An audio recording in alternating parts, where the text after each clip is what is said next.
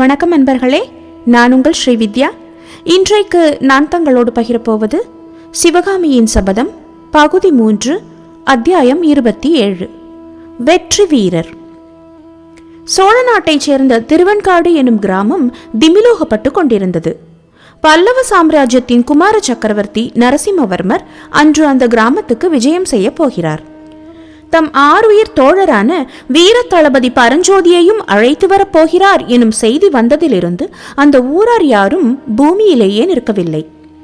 2 நாளைக்கு முன்பு பாண்டிய சைன்யத்துக்கும் பல்லவ சைன்யத்துக்கும் கொள்ளிடக்கரையில் நடந்த பெரும் போரை பற்றி அந்த கிராமவாசிகள் கேள்விப்பட்டிருந்தார்கள். பாண்டியன் ஜெயந்தவர்மன் தோல்வியடைந்து புறமுதுகிட்டு ஓடியதை பற்றியும் அறிந்திருந்தார்கள். அந்த யுத்தத்தின் காரணமாக கொள்ளிட நதியின் தண்ணீர் பிரவாகம் இரத்த வெள்ளமாக மாறி ஓடியதை நேரில் பார்த்தவர்கள் வந்து அவர்களுக்கு தெரிவித்தார்கள். பாண்டிய சைன்யம் பல்லவ சைன்யத்தை விட மிக பெரியது என்பதும், மாமல்லர் பரஞ்சோதி இவர்களின் வீர சாகச செயல்களினாலேயே பாண்டிய சைன்யம் தோல்வியடைந்து சிதறி ஓடியது என்பதும் எல்லோரும் அறிந்த விஷயங்களாயின. அப்பேற்பட்ட வீராதி வீரர்கள் வருகிறார்கள் என்றால் அந்த கிராமங்கள் தலை தெரியாத ஆனந்தத்தில் மூழ்கியிருந்ததில் வியப்பும் ஒன்றுமில்லையே. ஏற்கனவே அந்த கிராமவாசிகளுக்கு முன்னே ஒரு வகை அதிர்ஷ்டம் கைகூடியிருந்தது. 10 தினங்களுக்கு முன்பு திருநாவுக்கரசர் பெருமான் அவ்வூருக்கு விஜயம் செய்து சைவ திருமடத்தில் எழுந்தருளியிருந்தார். அப்பெரியார் தம் திருக்கைகளினால் புல் செதுக்கும் திருப்பணியை நடத்தியதுடன் மாலை நேரங்களில் ஆலய மண்டபத்தில் தம் தேனிசை பாசுரங்களை சீடர்களை கொண்டு பாடுவித்து வந்தார். அவ்விதம் சிவானந்தத்திலும் தமிழ் இன்பத்திலும் ஆழ்ந்திருந்தவர்களுக்கு சக்கரவர்த்தி திருக்குமாரரும் அவருடைய வீர தளபதியும் வரப்போகும் செய்தி மேலும் குதூகலத்தை உண்டாக்கிற்று. திருநாவுக்கரசரை தரிசிப்பதற்காகவே மாமல்லரும் பரஞ்சோதியும் வருவதாக ஒரு வதந்தியும் பரவியிருந்தது. ஆனால் நமச்சிவாய வைத்தியர் வீட்டைச் சேர்ந்தவர்களுக்கு மட்டும் உண்மையில் அவர்கள் வருகிற காரணம் இன்னதென்று தெரிந்திருந்தது. பரஞ்சோதியின் அருமை தாயார் அந்த வீட்டிலேதான் இருந்தாள். அப்படி இருக்கும்போது தளபதி பரஞ்சோதியும் அவருடைய தோழரும் திருவெண்காட்டுக்கு வருவதற்கு வேறு காரணம் எதற்காக தேட வேண்டும்? எனவே அந்த கிராமத்தில் மற்ற எந்த வீட்டையும் விட நமச்சிவாய வைத்தியரின் வீட்டிலே குதூகலமும் பரபரப்பும் அதிகமாயிருக்கிறதென்று சொல்ல வேண்டியதில்லை அல்லவா? சாதாரணமாய் சாந்த நிலையில் இருப்பவரான நமச்சிவாய வைத்தியர் அன்று வீட்டுக்குள் இருந்து வெளியிலும் வெளியிலிருந்து உள்ளேயும் 100 தடவை போய் வந்து கொண்டிருந்தார். அவருடைய மனைவி தன் மகள் உமையாளை ஆடை ஆபரணங்களால் அலங்கரிப்பதில் அன்று காட்டிய சிரத்தை அதற்கு முன் எப்போதும் காட்டியதில்லை.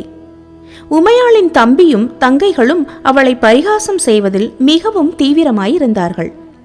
உமையாளின் உள்ளமோ பெரும் புயலடிக்கும் போது கொந்தளித்து அலைவீசும் கடலை ஒத்திருந்தது. பரஞ்சோதியின் அன்னை கண்ணீரும் கம்பலையுமாய் தன் ஏக புத்திரனை எதிர்பார்த்த வண்ணம் இருந்தாள்.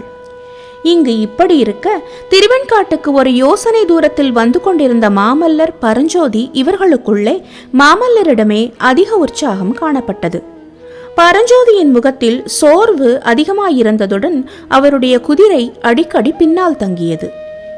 அவரை மாமல்லர் பரிகாசம் செய்து விரைவுபடுத்தினார். இது என்ன தளபதி, உம்முடைய குதிரை ஏன் இப்படி பின்வாங்குகிறது? உம்முடைய அவசரம் அதற்கு தெரியவில்லையா என்ன? குதிரைகளை வேண்டுமானால் மாற்றிக்கொள்ளலாமா என்றார். உம்முடைய முகம் ஏன் இவ்வளவு பிரகாசமாயிருக்கிறது? இதென்ன, நீர் உம்முடைய காதலியை காணப்போகிறீரா அல்லது கொலைக்களத்துக்கு போகிறீரா? பயப்படாதீர், நான் நல்ல வார்த்தை சொல்லி உம்மை அதிகமாக கண்டிக்காமல் பார்த்து கொள்கிறேன் என்று கேலி செய்தார். பொறுத்து பொறுத்து பார்த்து கடைசியில் பரஞ்சோதியால் பொறுக்கவே முடியாமல் போகவே அவர் கூறியதாவது, ஐயா, என்னுடைய மனநிலையை அறிந்து கொள்ளாமல் புண்ணில் கோலிடுவது போல் பேசுகிறீர்கள். உண்மையாகவே எனக்கு இங்கு வருவதற்கு விருப்பமில்லை. நீங்கள் வற்புறுத்திய போது இணங்கிவிட்டேன். ஏன் இணங்கினோம் என்று இப்போது வருத்தமாயிருக்கிறது. உங்களுக்கு புண்ணியமாய் போகட்டும். இப்போதாவது நான் திரும்பி போவதற்கு அனுமதி கொடுங்கள். தாங்கள் எனக்காக சென்று என் தாயாரை பார்த்து, நான் சௌக்கியமாயிருக்கிறேன், ஆனால் நான் கொடுத்த வாக்கை நிறைவேற்ற முடியவில்லை, ஆகையால் அவரை பார்க்க வெட்கப்பட்டு கொண்டு வராமல் நின்றுவிட்டேன் என்று சொல்லிவிடுங்கள். இவ்விதம் உணர்ச்சி ததும்பிய குரலில் பரஞ்சோதி கூறியதை கேட்டு மாமல்லர் திடுக்கிட்டார். தளபதி, உம்முடைய தாயாருக்கு நீர் என்ன வாக்கு கொடுத்தீர்? அதை ஏன் நிறைவேற்ற முடியவில்லை என்று கவலை கொண்ட குரலில் வினவினார். பிரபு, எதற்காக நான் பிறந்த ஊரையும் வீட்டையும் விட்டு கிளம்பினேன் என்று தங்களுக்கு சொன்னேனே, அது ஞாபகம் இல்லையா? என்னுடைய மாமன் நமச்சிவாய வைத்தியர் தம்முடைய மகளை கல்வி கேள்விகளில் சிறந்த உமையாளை நிரட்சர குச்சியான எனக்கு கட்டி கொடுக்க பிரியப்படவில்லை.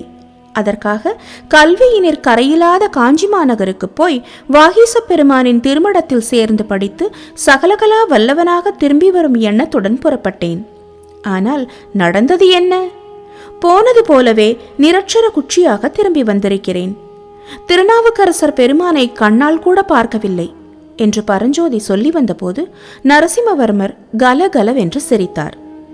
பல்லவகுமாரா, தங்களுடைய சிரிப்பு என் உள்ளத்தில் நெருப்பாய் எரிகிறது. வடக்கு போர் முனையிலிருந்து சக்கரவர்த்தி என்னை தங்களிடம் அனுப்பிய போது தங்களை எனக்கு கல்வி கற்பிக்கும்படியாக சொல்லி அனுப்பினார். ஆனால் தாங்கள் எனக்கு கல்வி கற்பிக்கவும் இல்லை, நானாக ஏட்டை கையில் எடுப்பதற்கும் விடவில்லை. எப்போதாவது சிறிது நேரம் கிடைத்தால் அந்த நேரத்தில் ஆயனரின் குமாரியை பற்றி பேசி பொழுதுபோக்கிவிட்டீர்கள். ராஜகுலத்தினரை போல் சுயநலக்காரர்களை நான் கண்டதே இல்லை என்று சோகம் ததும்பிய குரலில் பரஞ்சோதி சொல்ல, அதை கேட்ட குமார சக்கரவர்த்தி இன்னும் உரத்த சத்தத்துடன் சிரித்தார். மாமல்லரும் பரஞ்சோதியும் திருவெண்காட்டை அடைந்த போது கிராமத்தின் முகப்பில் அவர்களுக்கு சிறப்பான வரவேற்பு காத்திருந்தது. அப்போது மாமல்லருக்கு முன்னொரு நாள் மண்டபப்பட்டு கிராமத்தில் நிகழ்ந்த வரவேற்பு காட்சியும், அன்று ஆயனரும் சிவகாமியும் முக்கியமாக வரவேற்புக்குரியவர்களாக இருந்ததும், தம்மை இன்னாரென்று தெரிவித்துக் கொள்ளாமல் அவர்களை பின்தொடர்ந்து சென்றதும் ஞாபகம் வந்தன. ஆஹா, அதற்கு பிறகு எத்தனை எத்தனை சம்பவங்கள் நிகழ்ந்துவிட்டன! இதற்குள்ளாக கண்ணபிரான் மண்டபப்பட்டு கிராமத்துக்கு சென்று கொள்ளிடக்கரை சண்டையை பற்றியும் பாண்டியன் புறமுதுகிட்டு ஓடியதை பற்றியும் சொல்லியிருப்பான். சிவகாமி எவ்வளவு மகிழ்ச்சி அடைந்திருப்பாள்! எவ்வளவு கர்வத்துடன் தம்முடைய வருகையை எதிர்பார்த்து கொண்டிருப்பாள்! இந்த தடவை அவளும் மற்ற கிராமவாசிகளுடனே வந்து தம்மை வரவேற்பாளா? மாமல்லர் இத்தகைய மனோராஜ்ய பகற்கனவுகளில் ஈடுபட்டிருந்த சமயத்தில், குமார சக்கரவர்த்தி நரசிம்ம பல்லவேந்திரர் வாழ்க, கங்க மன்னனையும் மதுரை பாண்டியனையும் போரில் புறங்கண்ட வீர மாமல்லர் வாழ்க, வீராதி வீரர் தளபதி பரஞ்சோதி வாழ்க என்பது போன்ற ஆகாசமளாவிய கோஷங்கள் அவருடைய பகற்கனவுகளை கலைத்து திருவெண்காட்டு கிராமத்துக்கு அவர்கள் வந்துவிட்டதை தெரியப்படுத்தின. அன்பர்களே, இத்துடன் இந்த அத்தியாயம் முடிகிறது. மீண்டும் தங்களை அடுத்த அத்தியாயத்தில் சந்திக்கிறேன். அதுவரை நன்றி, வணக்கம்.